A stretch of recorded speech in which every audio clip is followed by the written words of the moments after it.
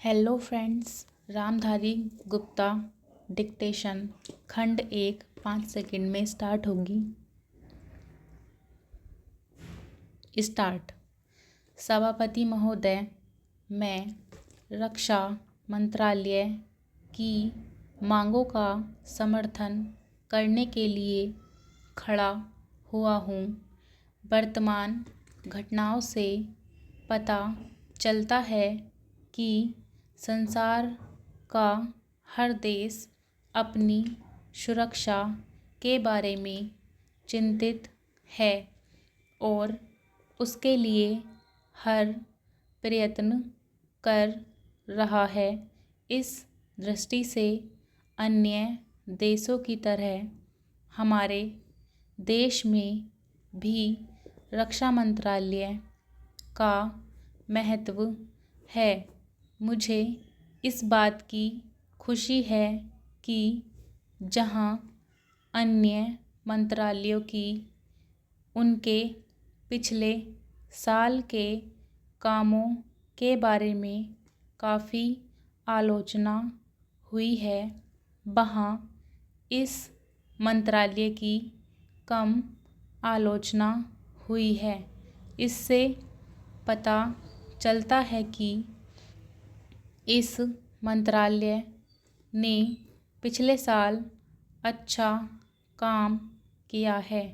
मोटे तौर पर किसी भी देश की सुरक्षा नीति का लक्ष्य यह होता है कि दूसरे देशों, खास तौर से पड़ोसी देशों के साथ मित्रता के संबंध स्थापित हों और हम एक दूसरे के मामलों में हस्तक्षेप न करें।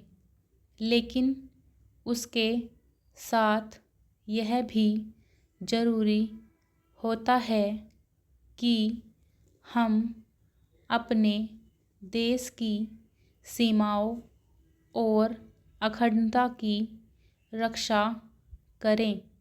इसलिए हमारे देश का यह कर्तव्य हो जाता है कि हम अपने पड़ोसियों के कार्यों पर पूरी नज़र रखें, क्योंकि आज तक हमारे देश पर जो संकट आए वे हमारे पड़ोसियों से आए हैं।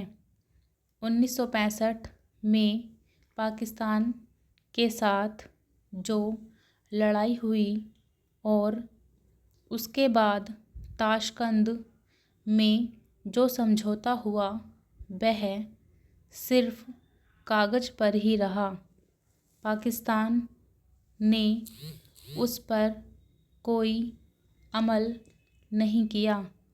इस दृष्टि से बहुत ज़रूरी है कि हम अपने देश की सुरक्षा की हर तरह से व्यवस्था करें। हमारा उद्देश्य दूसरों पर आक्रमण करना नहीं है, लेकिन यदि हम कोई आक्रमण करें तो हम में इतनी शक्ति अवश्य होनी चाहिए कि हम उसका डटकर सामना कर सकें।